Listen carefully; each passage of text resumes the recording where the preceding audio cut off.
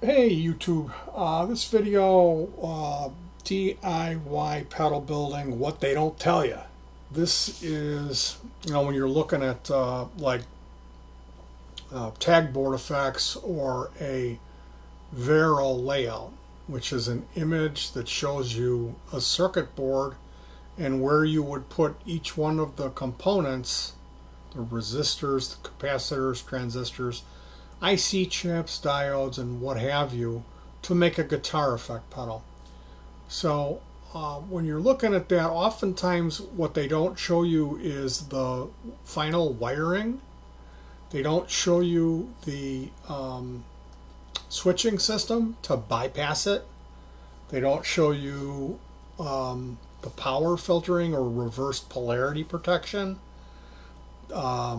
So there's stuff that gets left out, and if you're just hooking the stuff up with true bypass switches, which is pretty much what people do, you're going to run into some situations where you learn that there's stuff missing, that sometimes you need to fill those blanks in with other bits of information and wiring tips and tricks and little pieces of circuitry to help you make these pedals behave more like their store-bought counterparts.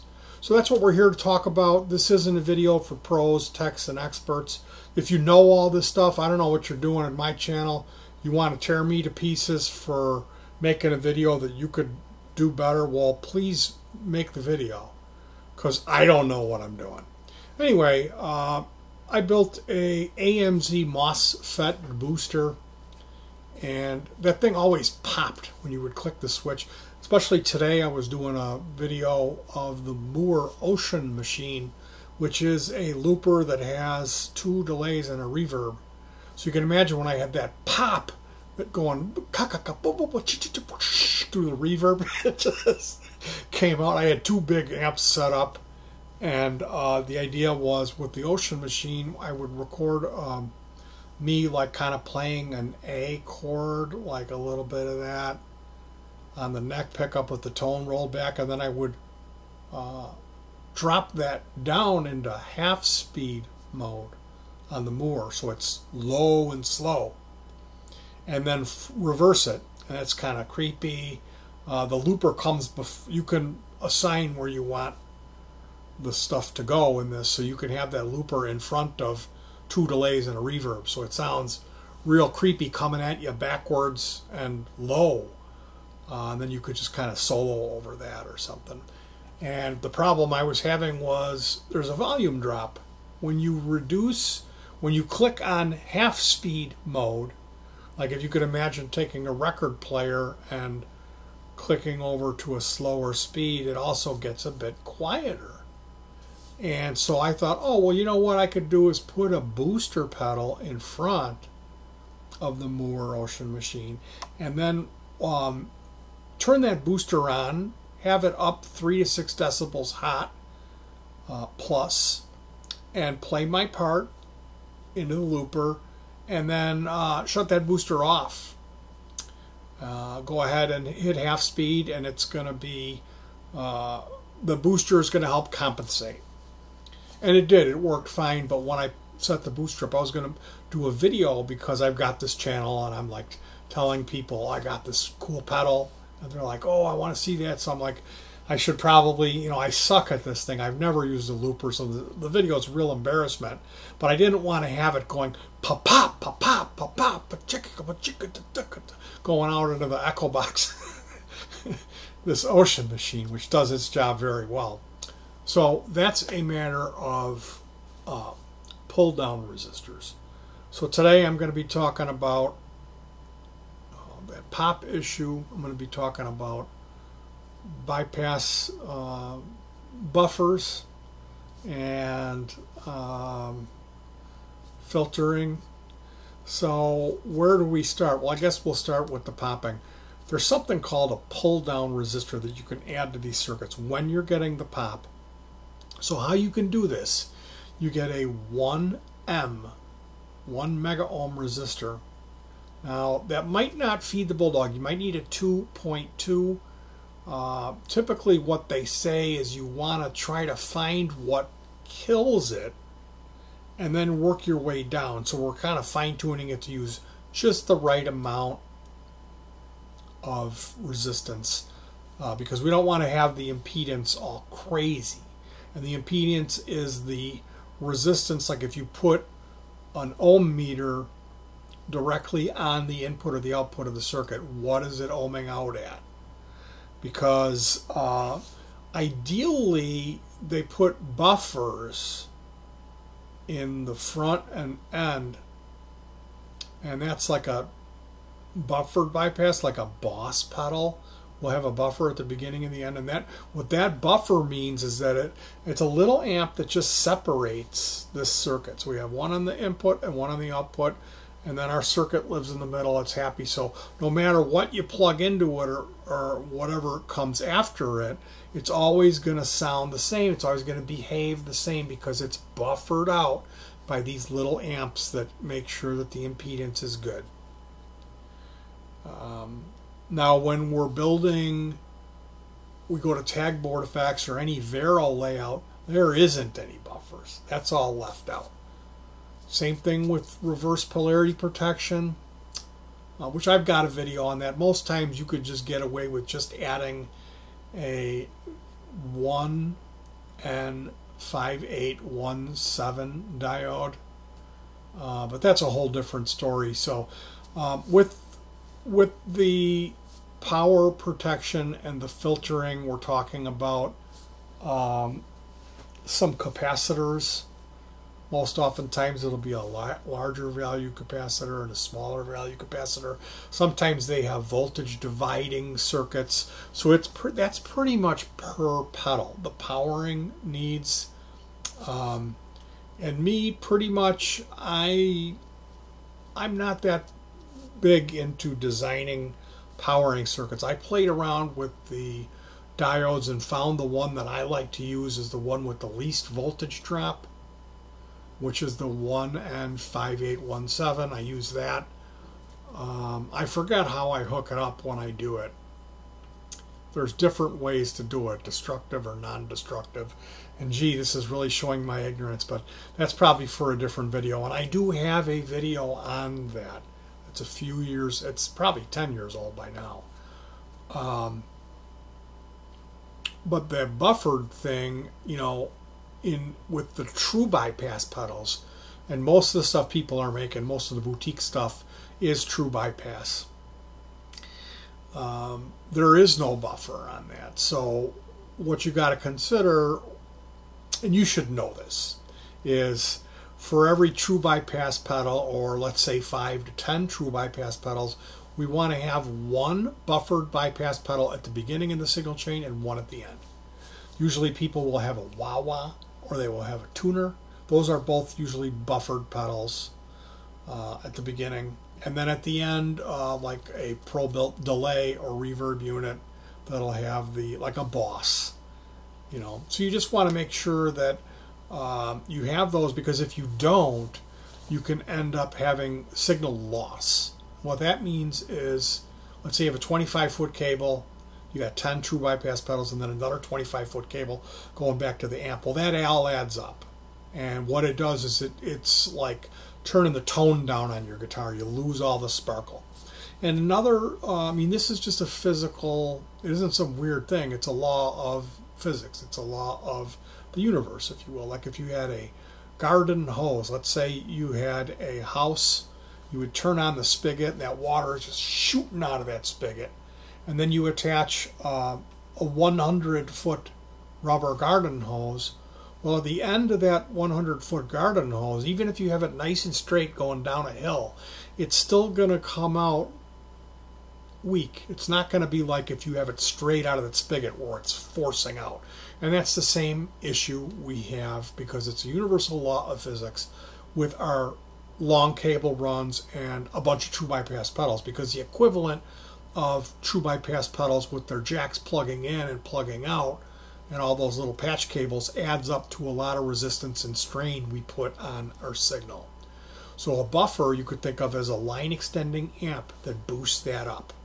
It's not like a booster of like where you're gonna push your amp and get distortion with it. It's just enough to make sure that our cable runs are not going to affect the tone of the guitar.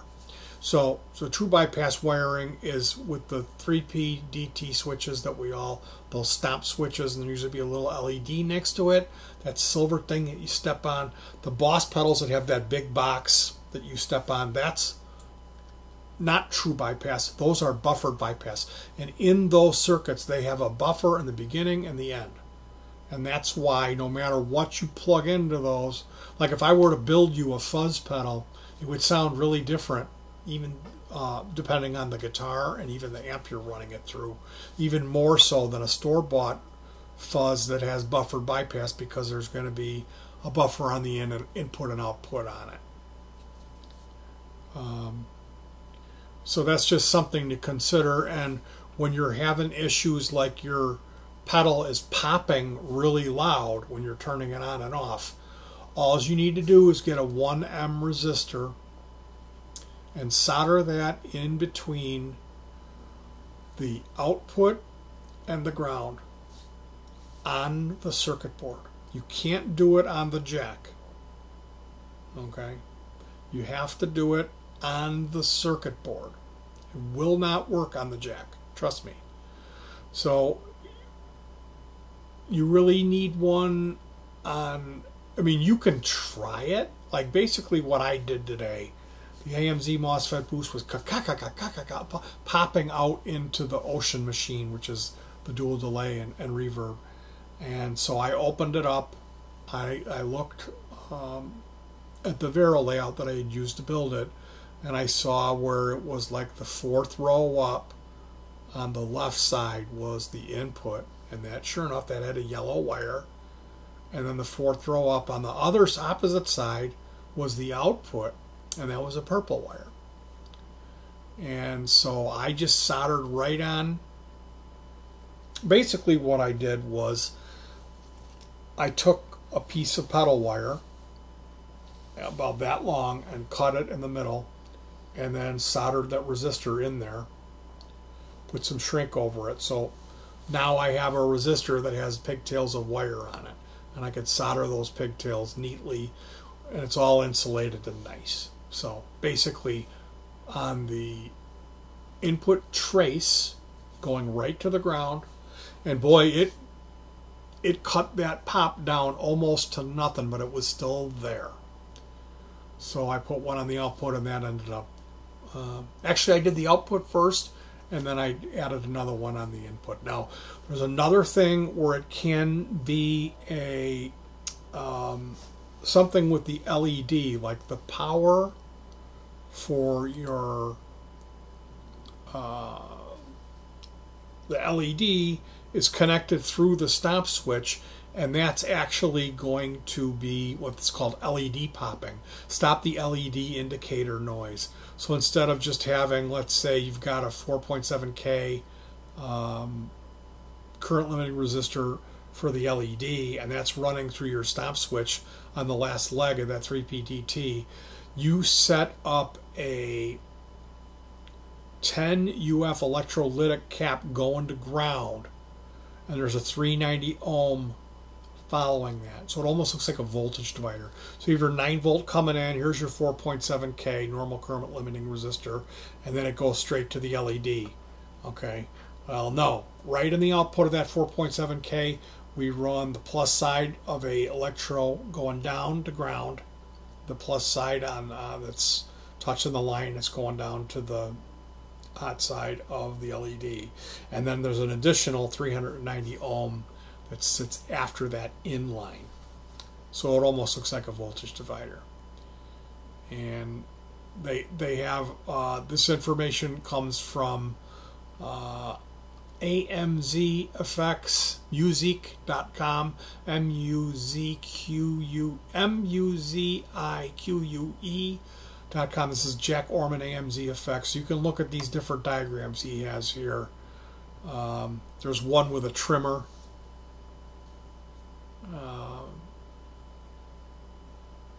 This allows you to dial in the best position of resistance for click reduction. Start with the wiper at the bottom. Interesting. Very interesting. So yeah, it says the ground wire for the LED should connect directly to a chassis point. Some people like to use star grounding and consider it just like an amp where you have only one ground point. But I will tell you, for me, I have been able to get away with taming popping issues on pedal circuits just by adding pull-down resistor on the input and the output. I didn't have to go so far to worry about the LED, which was thankful because it was a 1590A or a small chassis, one of those real small pedals. And having another capacitor, I'm sure I could have fit it, but it just would have been one more thing I had to do. So yeah, that's pretty much it. I'm sorry I didn't have more information on proper power filtering for the pedals. Like I said, oftentimes you can see that stuff. It actually is built into the pedal. It is built into the Vero board. We don't have to worry about that as much. But if you are concerned about reverse polarity protection, often that can be as simple as just soldering a diode to the jack is one way to do it if you don't want to do it on the PCB. So it's not that complicated, but as far as the buffer bypass thing goes, that is something you need to consider when you're setting this stuff up, and especially with high gain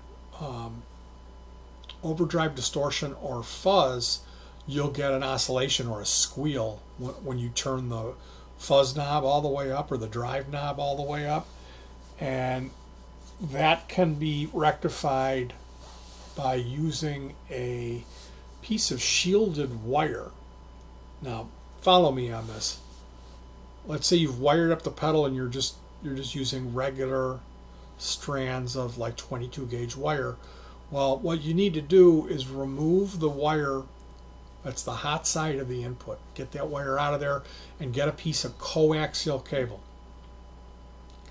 And then what you're going to do, you're going to leave the ground wire, the wire that goes from the PCB to the jack. You need that ground wire. We're just talking about the positive wire for the input.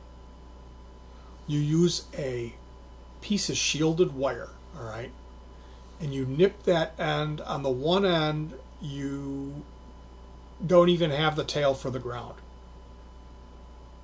You just have the shielding cut off with a little stinger coming out, short as you can, going right in.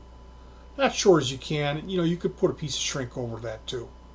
But then on the other end, you go ahead and do it properly with the ground wire pigtailing off about an inch, so you can solder that ground onto the jack ground. So you'll have this wire that's shielded, that's only, the ground is only connected on that input. And that way your input normally is acting like an antenna, okay, because there's so much gain on it. You've got that shielded, so the interference that comes on that ground, it's not going to go to the input side of the circuit. It goes directly to the ground. So that actually works. And then the other thing is, when you build a dirt box like that, and even with the grounded wire, if you're playing it with single coil guitar or whatever the goofy impedance is, and you're getting that squeal, try putting a pedal that has a buffer in it, like a Boss pedal, in front of it. And if then all of a sudden that goes away, then you know, look, it's nothing wrong with the layout. It's not the transistors have too high gain. It's not some weird heterodyne oscillation thing. It's the fact that this pedal needs a buffer in front of it. So at that point, you need to decide, am I ever going to run this pedal solo without a pedal in front of it that has a buffer? And the answer to that question is no. Then your problem is solved. The other alternative would be, like if you're selling it, is to add a buffer circuit. And that's where you could go over to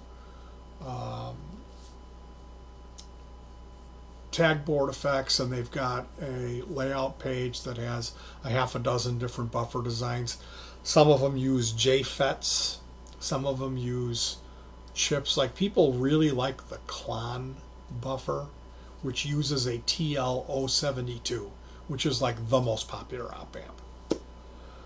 So that's everything that you need to know about building pedals that they don't tell you. Now, I'm sure I missed some, and I'm not a pro, I'm not a tech or an expert, but I did have some people come and thank me, some people that paid attention to my early tutorials, and I had some people come and really say some really wonderfully nice things to me about how they had no idea about it, and they watched me and ended up doing really well with it. Me personally, I'm kind of over pedal building. I still do it. Like, right now I've got 1, 2, 3. I got 3 with everything here that I've been sitting on, waiting for just when I feel like doing it. I did a Vero last week, but when it comes to me boxing one up, it's kind of rare. I do between 1 and 4 a year is what I do. And I really don't do as many Vero layouts as I do PCBs. And that's just because I've built everything on Vero that I want. And I don't enjoy doing Vero like I used to. The mystery is, the thrill is gone, and I know that what's capable on buying a PCB is not capable on Vero. Like, the complicated stuff when you buy a PCB, like, I'm not going to buy a PCB for an access fuzz or a DOT 250. I'm going to build that on Vero. You know, smaller circuit. The big complicated pedals is what I'm into building now. And it's not so much like the Wild Wild West when you're doing that. When you're just buying a PCB and populating it, it's not as exciting, you know. Even if you got to hunt for the parts. And all of that, other bells and whistles, eventually the thrill really, I don't know what to tell you. I've built so many Veros that were disappointments.